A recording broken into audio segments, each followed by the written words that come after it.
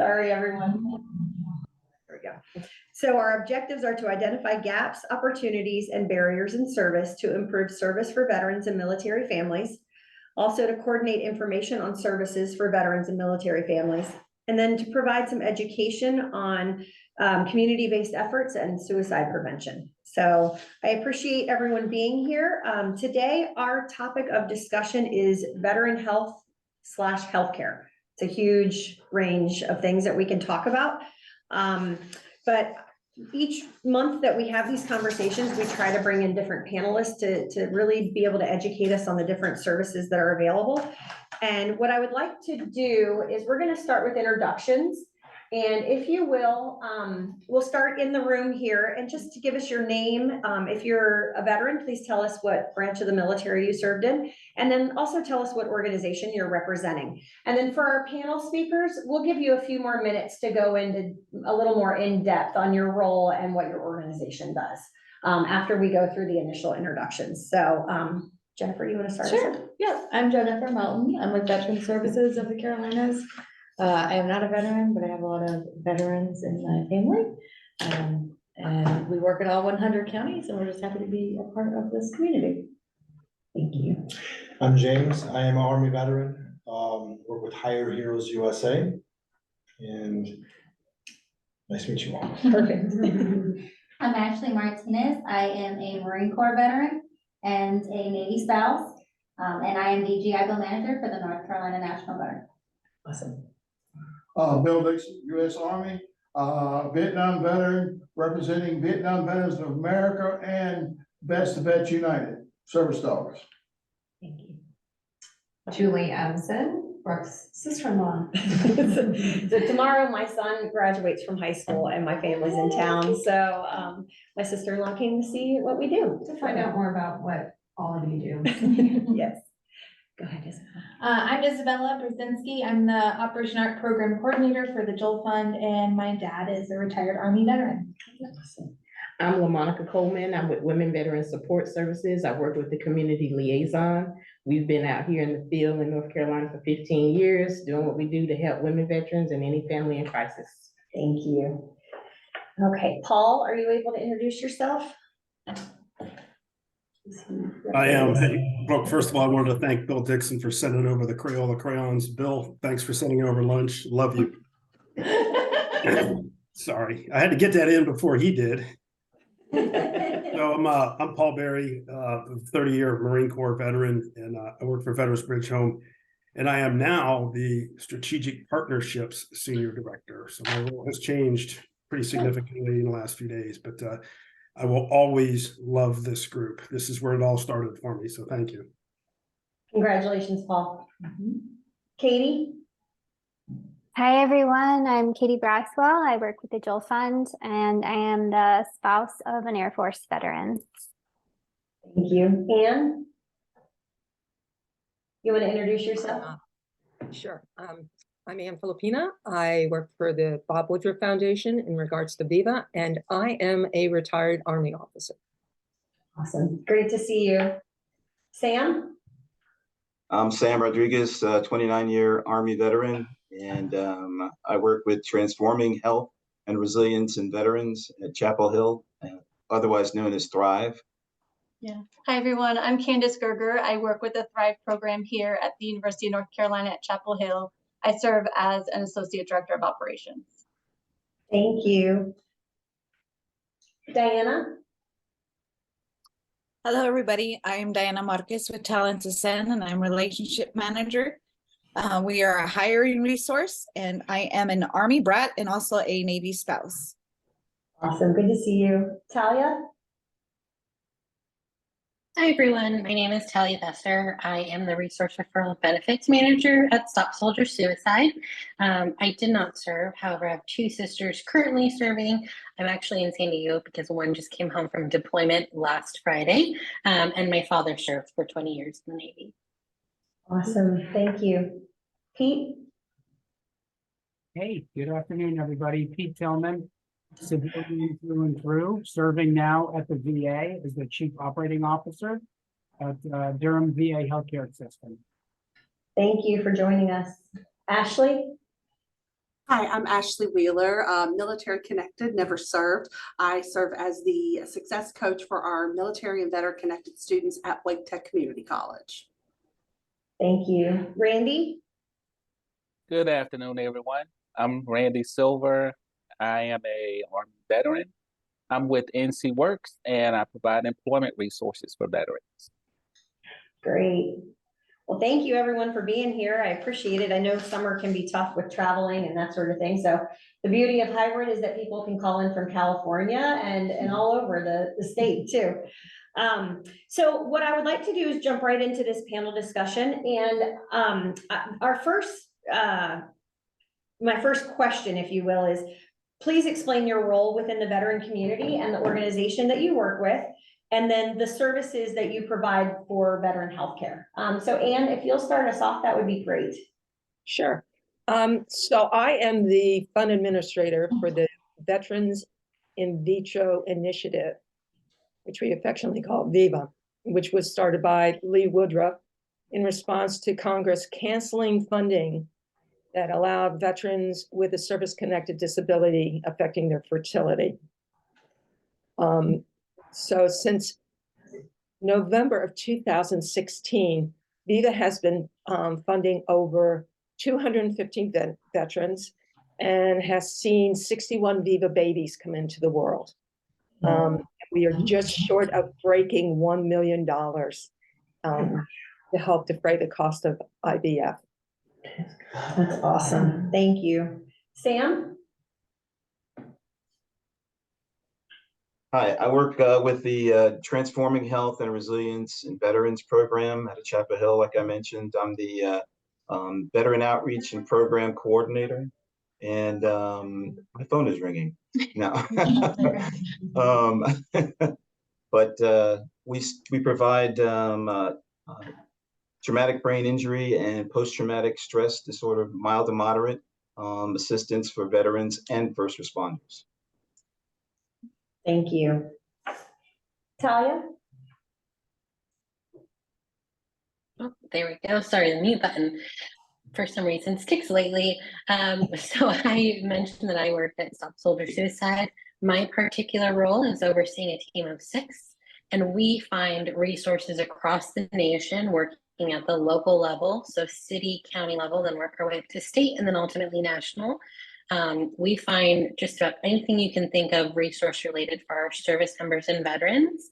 We are currently sitting at about 600 pages worth of resources.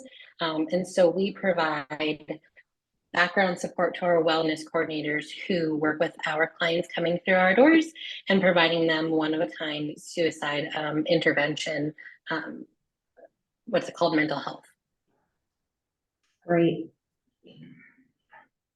Pete, I'd love for you to just, talk a little bit about your role and, what you feel like you could bring to this conversation in terms of VA healthcare as part, having you here is a great benefit for us. So please share a little bit more about your role.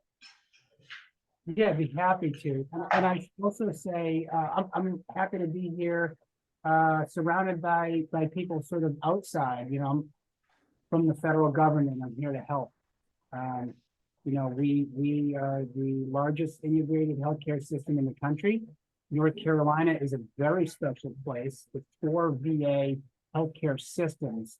I'm situated in Durham, and our primary service market's going to be from Raleigh all the way to Morehead City, 3.5 hours away, 27 counties. The state of the state is really good right now. We have a budget of $1.1 billion. But with that appropriated money comes a lot of responsibility, a lot of accountability and return on that investment. And so what we've seen here in Durham and in most of the markets, to include Fayetteville, sort of the south of us, is explosive growth. Patients are voting with their feet. VA has a product second to none. We understand veterans, we understand caregivers better than anyone in the private sector. So there's been some significant changes in the last 10 years, one of which is allowed veterans to get care in the community when certain conditions are met. And we're in it for what's best for veterans, not what's best for VA. So a lot of veterans choose to get that care in the community at VA expense. And one of our roles is to now sort of be the facilitator, the care coordinator of that, should the veteran choose to do that. The second big thing that's happened very recently, not even a year ago, is the Toxic Exposures Act, also known as the PACT Act. That is being billed as the largest sort of policy change that would impact veterans and caregivers in the last couple of decades, arguably behind the Mission Act.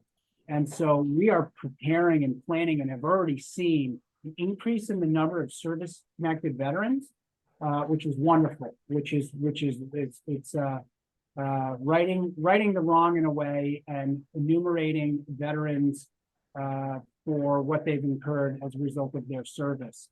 And the second part of that is the healthcare part. So we know a whole lot more now than we did in the 70s, in the 80s. And so those presumptive service-connected conditions are leading to an unprecedented growth of our system. If I had a challenge that I'd share with everybody on the phone, it's that we need to literally grow. Our capital footprint is appropriated money. It never comes as fast as we need it. And, you know, if we have sort of one of these good problems, we're growing, and so is Fayetteville, and so is Salisbury, and so is Asheville, and so is Virginia. And so we are growing, but we're sort of running out of place to provide care. And so we have 11 sites of care now, just under Durham, and we're going to be expanding, and we've already broken ground on a few others. So happy to sort of take any questions or thoughts, but you know, we've really, my job exists for one reason, and that's to fulfill the promise. And it's sort of that simple, even though we continue to add sort of new requirements to the mission. But you should know, and we're happy to partner to the best of our ability. We, of course, are a government, so it's a little challenging sometimes, but this community engagement board is something that we don't want to lean into it. We want to cannonball into this, because we know that no one agency, no one organization can do this alone. And so we need to rely and get a web of support for those that live in North Carolina and are doing anything. Yeah, agree. Thank you for that. I think it's important to have, I just appreciate having VA representation here. It means a lot. So you can also see all these organizations, these amazing organizations within our community that are working with veterans. So thank you. What I would like to do, I think one of the important questions is figuring out, how do veterans, two questions, two parts to this. Do you serve only veterans, or do you also work with family members? Spouses or children, that sort of thing. And what is the process for them getting connected to your services? What is kind of the process that, how do they have to have a referral? Can they self-refer? Sam, let's start with you. Yeah, thank you. Kind of to dovetail what Paul was saying, you know, and we're part of the solution. We're not a complete solution either. That's the way we feel about it. We feel like our services augment the other services that the VA provides and the other medical facilities within North Carolina and the United States, because our program, people that are outside of North Carolina can apply as well to come to the Thrive program. But we have a 3-day evaluation that a veteran or first responder can come to, and they'll see anywhere from 10 to 12 clinicians within the 3 days, and be able to take back that summary to the VA or their primary care provider to be able to get assistance. The big thing that we're doing is, because we're a nonprofit community outreach program at UNC, that we're here to serve the community and provide those resources that would take them maybe 6 to 8 months possibly to be able to see that many clinicians. But we have a physiatrist, which works on musculoskeletal type of issues. We've got a clinical psychiatrist and a clinical or a neuropsychologist that amongst the others, that as well as a assistant, one that deals with dizziness, the vestibular therapy. And so inner ear balance and those kind of things to be able to assist veterans and provide that support. We do see first responders as well. And we encourage when they come for the 3-day program to bring their spouse so that they can see what's going on. All the services that we provide are covered by a gift that's been given to the university through the Avalon Action Alliance. And essentially, all the medical is covered too, unless they have private medical insurance, then we'll go ahead and try to bill them as well, because that prolongs the gift that's been given to the university. And so in a lot of ways, we're part of the solution. Like I said, we have people that have come to us that have been not able to get the answers that they're looking for.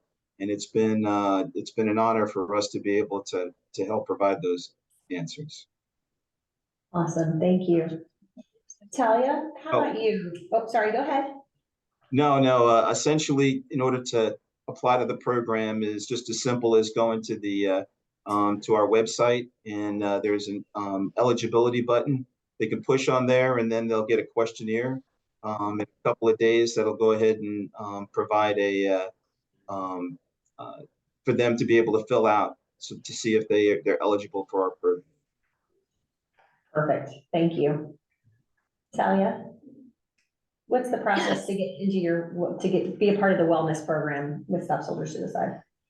Absolutely. So we have 2 ways of getting into Stop Soldier Suicide. One, you can call our 24/7 number. Somebody will always be answering the phone 24/7, 7 days a week. You get connected to somebody immediately. We also have our web form at stopsoldiersuicide.org where you can self-refer and ask a couple of questions. And once you hit submit, you're being contacted within 24 hours. I tend to see it happen within the same day, depending on the hours of the day. We do serve veterans and active duty, regardless of discharge, regardless of era. We will help you and connect you. We do also have family members apply on behalf of our service members and veterans. We call them our third parties. And we are trying to convert their loved one over to being a client to get services, but we do provide resources to family because we do know that it's a whole wraparound approach, that if a veteran or service member is struggling with mental health, there's a good chance that family members, their loved one dependents may need services as well. And I did also wanted to mention that we do help National Guard and reservists, regardless of time of active duty. And there was something else I was going to mention, but for the life of me, cannot remember. So if it comes to me, I will let you guys know. Is it only a referral to service, or does your wellness team actually provide some of those services? We provide some of those services. So we are nationwide. We have clinicians on staff that provide quite a few different modalities. Everything is suicide modality based. And if we cannot serve you in-house, we do have some partners and resources that we can refer to outside resources. And we have clients with us anywhere from a month to 2 years. Our biggest goal is to reduce your suicidality, and we like to provide services in-house. And then we're with you every step of the way. So we really pride ourselves in finding that root cause, and not only focusing on the mental health aspect, but your housing situation, family and dependent situation, anything and everything you can think of. We really focus on wraparound care to make sure that we're connecting and ultimately reducing that suicidality. Thank you. Yeah, I appreciate you mentioning how long. Sam, did you say how long you typically work with people? Yes, we have I did say that we have the 3-day program, but I didn't mention also, we also have a 3-week intensive outpatient program as well. So if we think that the veterans or first responders can benefit, we'll go ahead and invite them back to our program. Thank you. And so I know I just threw a bunch of extra questions out there, so, definitely talk about the process and to get referred into the VIVA program, but I'd love to hear, I mean, on average, how long do you work with someone through this process? Sure. Anybody can refer. Okay.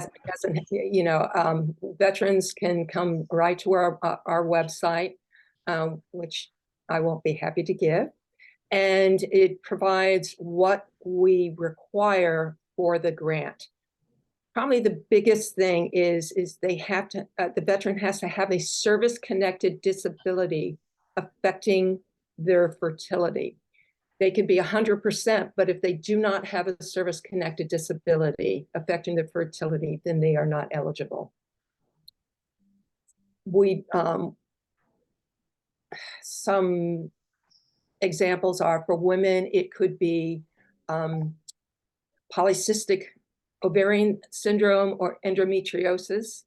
For men, it could be erectile dysfunction. We also do help veterans who have PTSD and TBI as well, because the brain does affect. So they would go to our website and go to the portal and register.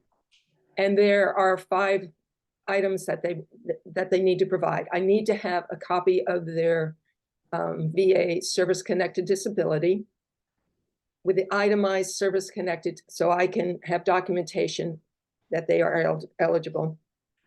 They need a letter from the Society of Assisted Reproductive Technology stating that they are a member and that they will provide us a W-9. Need a letter from the VA confirming that they are aware that the veteran is going through IVF. A consent form so that I can talk to the VA or I can talk to their IVF center. And then the cost of the procedure. We provide up to $5,000 to help defray the cost of IVF. And although IVF is pretty expensive, $5,000 can help a lot. We have on our website, there are frequently asked questions that the veteran can go to look at them, to see more about our program and if they're eligible or not. And so once they have gone and registered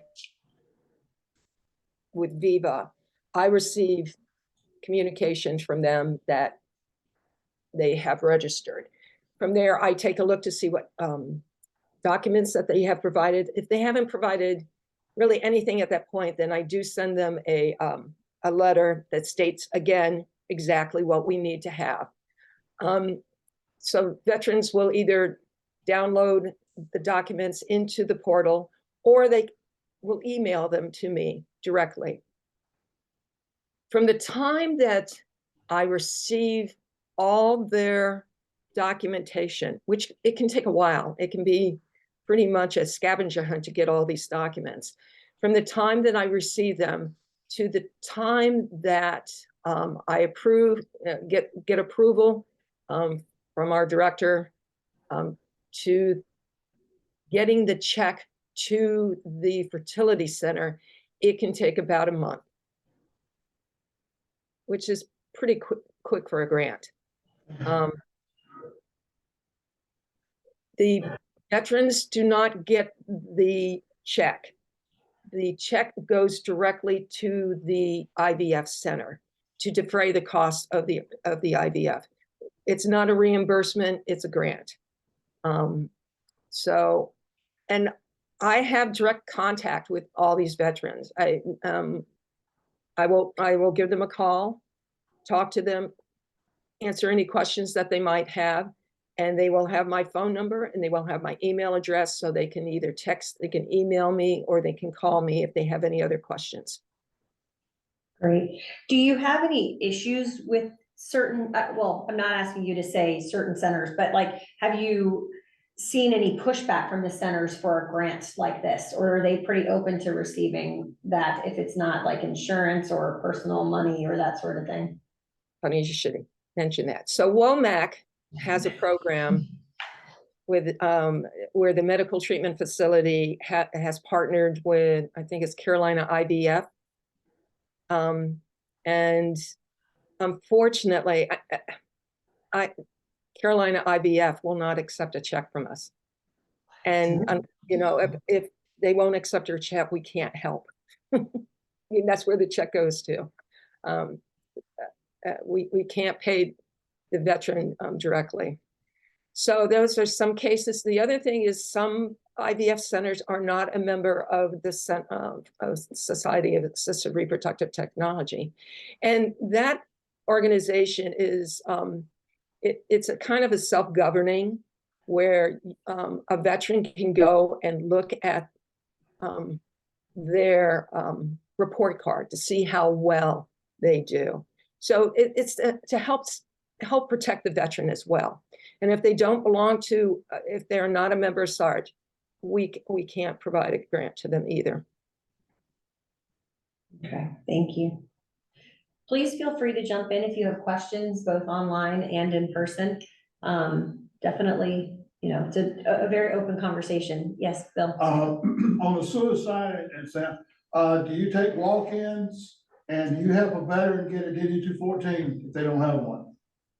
2 questions. So for Talia and Sam. Yeah, do you take walk-ins and walk-in with potential suicide? They're not gonna have DD 214 in their pocket, but will you take walk-ins and how do they verify that they're a veteran if they just walk in? So at the current moment, we do not collect a DD 214. We are completely trusting our service members and veterans coming through our virtual doors. We don't actually have a brick and mortar location. So it is only by web form and by phone that we are speaking to our clients. We do often set up Zoom calls to see them face to face and talk to them on a weekly basis and sometimes daily basis. And then just to reiterate again, we are not collecting DD 214s at the moment.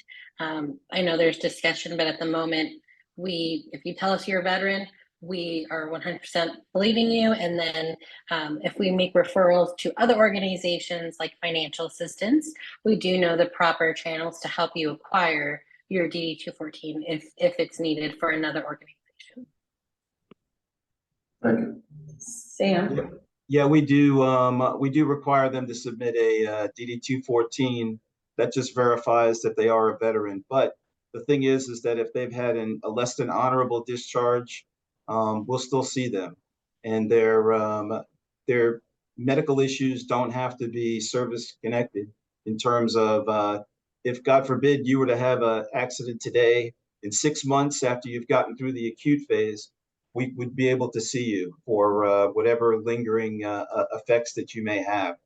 And so that's one thing we want to make sure we put out there, as well as any era of military service, we'll see veterans as well. So if somebody is a Vietnam veteran or a Korean War veteran, we'll go ahead and see them. So that's not limiting to just post 9/11 type of folks that have served in the military. What was the one thing you said? I have to say, Sam, that's really cool. That, you know, cool being a clinical term. No, it's serve the need, an unmet need, you know, for other than honorable. They're at higher risk for many things. For one, we have only limited authority for certain, it's mental health, and it's very much nuanced. And so that's a real opportunity. Yeah, it is. We find it too, because a lot of times it's because they have a TBI or PTSD is the reason why they received a dishonorable discharge. Now, if within our network, if they do have some kind of addiction, then what we'll do is we have other organizations within our network that we can refer them to. So, but mostly we see mild to moderate TBI and PTSD here at Chapel Hill. But what they can do is they can apply to our website, which I included in the chat, and essentially they tell us what's going on with them, and that way we can go ahead and refer them to the other services within our network that we have that may not be in North Carolina, but in other states. And Sam, when we spoke last, you were talking about the center that you have. Is that a place that they can just walk in and come and check it out? Or is that just only for people who are a part of the program? No, they can come. We've had individuals that have referred a veteran to our program and they wanted to come talk. Mostly we do it virtually though, like most other organizations. But yes, we're located in Chapel Hill, right behind Nantucket Grill. So you know, we're conveniently located here, and it's not on campus, so it's easier to get to, and it's a great organization. I'm blessed and honored to be able to work here. Awesome. So another question that I like to address with these meetings is, you know, we have the VMFA so we can communicate and share things. So how can our organizations help you all? What can we do to, you know, what gaps or struggles do you have that we can help minimize as a partner in this work? Who would like to go first? Sure, I'll go. I mean, essentially, you're doing it right now, and part of it is sharing, you know, what services we do offer and how we can best help the community and the veterans that you know that have served. That's one of the main things. The other thing is that we're a nonprofit, and we have been given a gift by the Avalon Action Alliance, but that's going to go so far. And so we do have on our site a place to donate to the program. And so those are the kind of the things that we're working on. But yeah, the program is really doing good. We've seen close to 70 veterans and first responders, and we've only been open about a year or so. And so that's been it's been very rewarding to, you know, you see the veterans and first responders, they come in initially and they're all downtrodden. They're, you know, they're like, well, what are you going to do for me kind of attitude. And we're very blessed to see them as they leave the, you know, the building with, you know, they're smiling and hugging us and saying thank you. And so that's our reward. Awesome. Anne, is there something you want to answer that? So just getting the word out about VIVA. So we do work closely with the VA. I work with the women's veterans program managers. They often refer folks over, but we can always use with more. You know, always happy to help out with that. So we work together with the VA. They will send people, sorry, they will refer people over to us. We will refer over to them if we think that a veteran should be covered by the VA. So any way that you can get this word out, especially I think in North Carolina, because you do have a lot of veterans who did spend a lot of time in theater. And I'm not, you know, if they're not aware of our program. Most of the time it gets either word of mouth or by the VA, but spreading the word can always help. Awesome. Talia, did you want to add anything to that? Yeah, I did. Excuse me. I was just going to echo Sam and Anne. Connecting us with other organizations and nonprofits is huge. I learned quite a bit. I had not heard of VIVA, and I'm just off the top of my head thinking of a couple of people that I need, as soon as this call ends, need to send this resource over to someone so they can start vetting it out for a client. So I think the biggest thing is continuing to network and learn more and build those connections and those points of contact that I can, you know, send someone an email over and saying, hey, can I pick your brain on a client? Or I think I have somebody that I want to send over your way, and just building those relationships, because there's tons of nonprofits and organizations out there. It's just a matter of us all connecting and all of us getting on the same page to ultimately make sure that our veterans and active duty service members are being taken care of. Absolutely. If I could add, I just wanted to add one more thing. You know, a little over, well, it was actually September of last year, the Joel Fund ran a veteran resource fair. And that was our organization's first event that we went to. And we were very happy that that we were invited to it because we ended up meeting a lot of the folks from the Durham VA and from the Durham area to be able to tell people about our program. So like I said, you've been doing it and you continue to do it. So we're very grateful to the Joel Fund, that's for sure. Thank you. And I'll do a little plug on that. Our next resource fair is September 16th.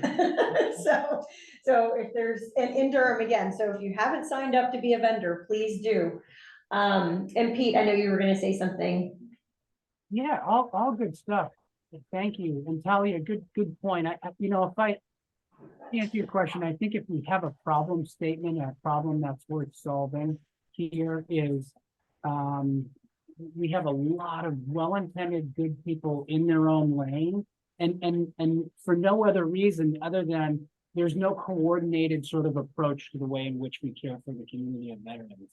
And how I got in this room right now is through this North Carolina Governor's Challenge. So I think it's really promising to see what's going to come out of that. In other words, it could be anything, a social support structure, books and clothes for children of veterans, healthcare, food insecurity. There's so many different areas. So I like what we have here is we don't have a problem of supply and demand. We have a problem of coordinating and knowing who's doing what. We have a great community. I could feel like already I could call any of you and say, hey, I have this situation. And you'd take my call and say, thank you. That seems like it's in my mission, and you'll take it and run with it. The challenge is to have that comprehensive list of what is available, what are the gaps, and so we can do those handoff and referral. Now, North Carolina, I think maybe 10 years ago or so, we used to have an infrastructure. It was kind of primitive, but it worked. And it was these quarterly sort of face-to-face get-togethers where business cards were exchanged, relationships were made.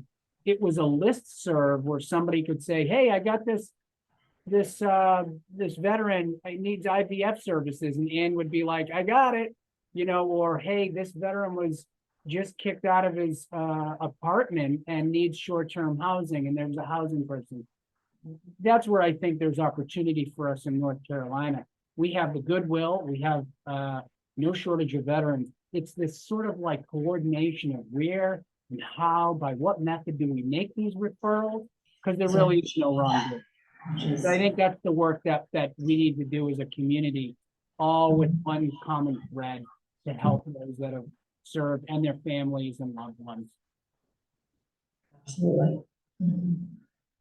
Well, this has been a great conversation. I always like to leave time for announcements at the end. But I do want to mention our next meeting is going to be July 11th, and our topic, our panel discussion is going to be veteran housing. And we'll do it the same way. We'll be in person and hybrid. Before I open it up to announcements, I will send out an email following this to everyone with the YouTube link if you want to share that. I do know I've received a one-pager on 2 programs. I think from Sam and Ann, right? Did you send them to me? So Talia, if you have something that you would like me to share with the group, please send that over and we will get that out also.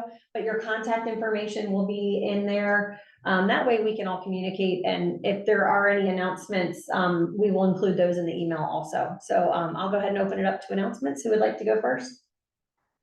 Just so y'all know, we do put it on our Facebook page. So if you give us an announcement, we throw it up there. Hopefully people will share that way. So do me a favor and please make sure the format is easy for me to throw it up there. Thanks, Katie. And I didn't mean to end, I didn't open it up to more questions. So I apologize. I kind of jumped right into announcements. But if there are more questions for our panelists, please do that also. So either a question or an announcement, it's up to you. No events coming up? What? Yeah. Katie, have you posted the podcast, the writing podcast on Facebook? We with have your not fund? yet. We have not yet, but that is, thank you, Bill, for reminding me. I'm writing it down right now. It starts Flag Day, 14th, so. Tell them about it. Yeah, go ahead, Bill. Well, we have a fantastic writing course through the Joel Fund. And they have all kinds of fantastic classes, but the one I've been most interested in lately is the writing class. And the instructor, who is phenomenal, she is doing a podcast about writing, because writing itself is very, very therapeutic.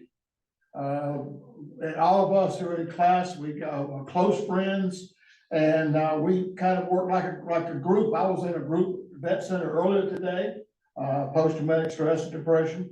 But the writing class is very much like a group getting together, and we write different things and so forth. But she's doing a podcast for the next, I forgot how many weeks. I think mine is on the 5th of July. Mine and 3 or 4 other people in my class. But it's a great thing to go on and learn about what writing does.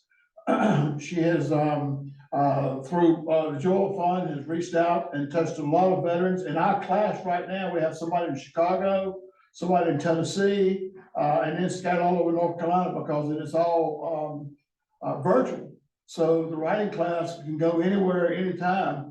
And I can tell you, it's phenomenal. The other classes, you gotta be close by here, but the podcast will start on Flag Day.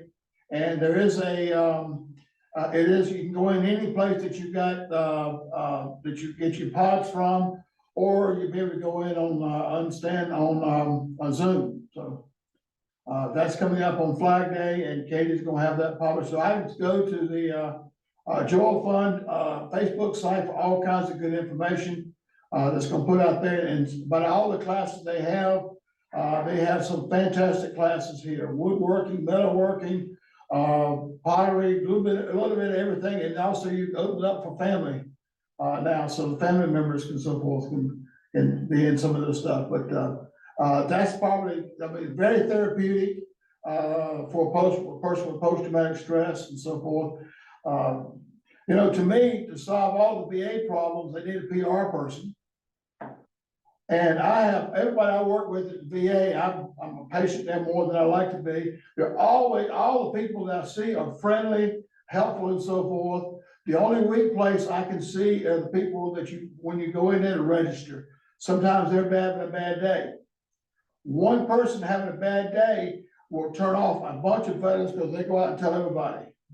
You need more patient advocates, and you need a PR person to tell them how great the VA hospital is. And I think you would have a whole lot more patients and so forth there. I don't know whether you got room for them for the parking deck, but which is another challenge. And by the way, while I'm talking about it, can we make that long hallway a moving sidewalk? Yes, It is hell on a guy in a wheelchair. Pete, you've got your to-do list. I'm taking notes, and I don't disagree with anything you've said. I think you're right on. I appreciate that feedback, though. All right, thank you. Thanks, Bill. Appreciate the shout out for Operation Art too. You can have Isabella's job. No, I'm just kidding. I'm just kidding. I don't want to get rid of Isabella, no way. Ann, did you have something? Oh, I think you're muted. Am I unmuted now? So I just want to mention that there is a Vet Fest 2023 in Nashville, Tennessee, which I think is somewhere in your area, isn't it? I don't know. I'm in California, so. Yeah, It's like an 8-hour drive. 8-hour drive, yeah. I'm not sure. At the end of July, is it the one at the end of July? Pardon me? Is it the event at the end of July? It's I think the 15th or the 17th of July.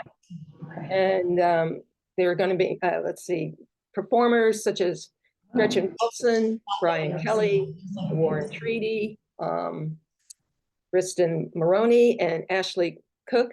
Last year was our first year of doing it, and we learned a lot, and it's going to be bigger and better. We have soldiers from Fort Campbell that will be attending. You can go on our Got Your Six Network website and check out the tickets. It's free of charge. You just got to get yourself there. But it really is a fun day for family and friends. That's great. Yeah, we'll share that. Thank you. Okay. I did have one thing, I'm sorry, go ahead. No, go ahead, Sam. No, that one of the organizations within our network is Boulder Crest. And they've been working towards making, having folks understand post-traumatic growth. Everybody knows about post-traumatic stress disorder. And so one of the things that they're trying to do is say, okay, you have post-traumatic stress disorder. What are you going to do with it? And to help people kind of realize that, you know, after you've been through the storm, so to speak, that post-traumatic growth, you know, is a way to kind of look at it and turn that, you know, traumatic thing that's happened in your life into something that's stronger. And so we want to applaud them for working with, I guess it's with Congress, to try to make a post-traumatic growth day to be able to bring awareness to the ability to get through the trauma that people go through. Nice, thank you.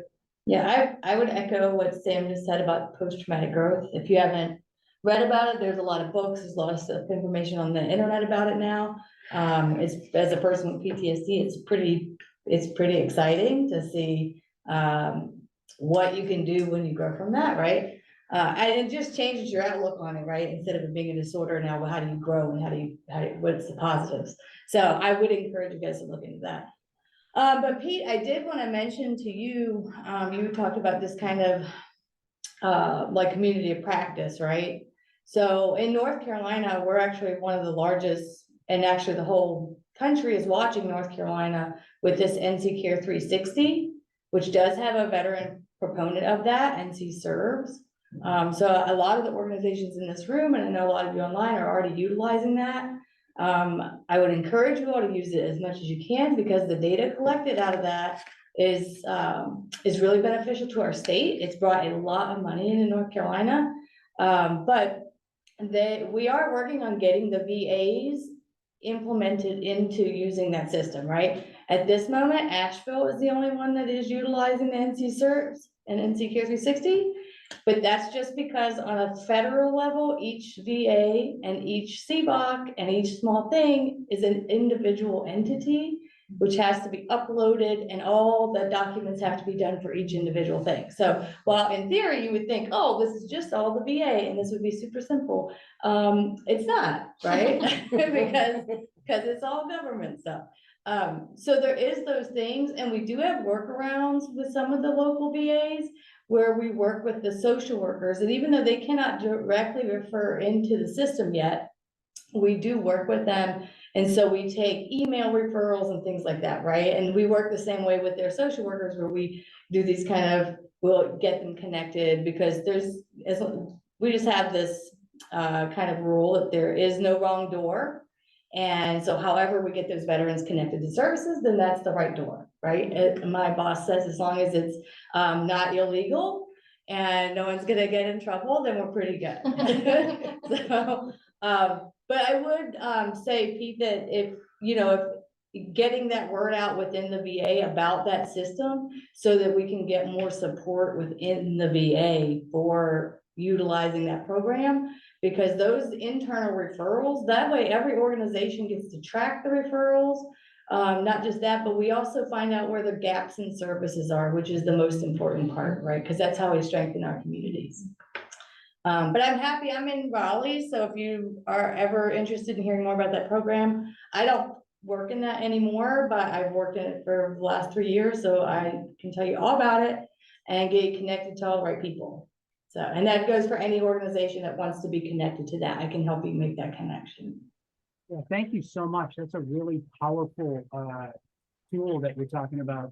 And right, Asheville's using it. Steph Young is the director there who is co-chair of the subcommittee on healthcare and has made mention of that as a force multiplier and working together. And you're right, we can track it and there's some good data to be had there to look at that. So Yeah, well, our headquarters is in Asheville, and so our director sits on the board of the VA, so I'm pretty sure he's pushing pretty hard for that. But Asheville was like kind of the low hanging fruit for us, right? Because that's where our main headquarters is, and it's the largest VAMC in the state. So it made sense to kind of start there, and then grow from there out. And there is a push on a federal level too, to get them connected into all the America Serves programs, right? But that's a way bigger than me conversation, so way above my pay grade. I can just help you with the local things. thank you. Very well received. I just apologize. I got to excuse myself, but we are having a hiring fair. Hiring and veteran employment is a protected factor for risk of suicide and other things. And so we're looking to hire. We're talked about our growth. And so if you know veterans or others looking for employment, come join what I would argue is one of the best missions in federal government to serve those who've served us. So Pete, do you have a website or a flyer? Is there anything that you can share with me that I can get out to the group about the hiring fair? Yeah, I knew you were going to ask me, and I have to be honest. I was looking for it on screen too, and I couldn't find it handy. So put that down on Bill's, add it to Bill's list for me of my due out, and I'm gonna deliver on that. Thank you so much. I will circle back to that. Thank you very much for what you're doing. This is something we all want to be in this room because we want to, not because we have to. And that's really, really powerful. So thank you for letting me be a part of it, and stay safe, everyone. Thank you so much. Thank you. Yeah. Any other announcements? Yes. Well, we've got a couple Operation Art Fall Session 1, which starts in August. I will be posting the schedule soon, hopefully by the end of the month, early July.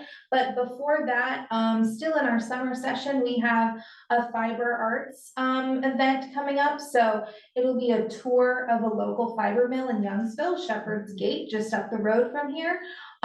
Students will be able to see an artisan fiber mill in action, get to participate a little bit in the action, see how, you know, the stuff that comes off the sheet becomes the yarn that eventually can be made into whatever you'd like to make it into. And then after that tour, students will be participate in a felting workshop, and they'll be able to take home the projects that they work on that day. So, you know, sorry, is that female only? No, that's open to anyone. At our fiber arts class that is at the Joel Fund is currently women only. But this workshop is open to any gender or anyone. Our Operation Art classes are open to active duty service members, veterans, veteran caregivers, and adult immediate family members, including spouses as well. So if you have any questions about Operation Art in general, or know someone who would be interested, or yourself would be interested in joining us for that workshop, please contact me. And the information is also on our Operation Art webpage of the Joel Fund. So. $10 fee to registration. Yes, it's $10 to attend the evening. It's a 3-hour workshop on a Monday. It's Monday, June 26th. So includes learning about the mill and participating in the workshop as well. So yeah, thank you, Bill. Any other announcements? Go ahead, Sam Katie. asked if we can get a list of who attended today's Zoom meeting. Yes, I will. It'll be in the email. Yep. Yeah, perfect. Anyone else? Okay, well, thank Look, you. Just real quick, I found out yesterday in the mental health part, if a family member loses a veteran in their family and they go to grief counsel, now they've gotten a little older and want to join the service. There's a block there because they have asked for mental health help. So they have to get a waiver. There should be some way that the veteran who was willing to go put their life on the line and serve their country should not have to mess with the waiver. But it goes on their record at the VA. So now when they get ready to join the military, it shows up that they had mental health problems for asking for grief counseling. And that's something that needs to be fixed. But that's for anyone though. That's not just for dependents. It's if you've ever, any time in your life, ever had any traumatic event happen, ever had to seek mental health, ever had anything like that, you have to get a waiver. Wow. Yeah, well, that's a problem there too, but I think especially with someone who's as a veteran who just had grief counseling, has to have a waiver. I think they're having to pay twice. Yeah. It's just a strange thing. It's kind of like the means test. They tell you that you're making too much money, but then you got, but at the same time, you got service-related problems. But how do you find out service-related problems if they won't see you? So then you gotta go to an outside doctor and get that doctor who didn't know anything about the military to say this is service-related and come back. That's always a strange catch-22 too. You make too much money, but you will get treated if you're service-related. But how do you prove you're service-related if they won't see you? So some strange little things out there that are a little quirky. That's good to know. I appreciate you sharing that. Yeah. How else will we know these things, right? Thank you. Was there anyone else who had an announcement? This has been great, as always. I love getting to see everyone and have these conversations, and mark your calendar for next month, July 11th. Thanks, everyone. Take care. Katie, they're gonna make it official soon. Oh, the Air Force again? Yeah, they're gonna make it part of the military pretty soon, so I just want you to know, there's still a chance. I'm crossing my fingers. I didn't even get to join. Casey did, but I didn't get to. Bye. See y'all.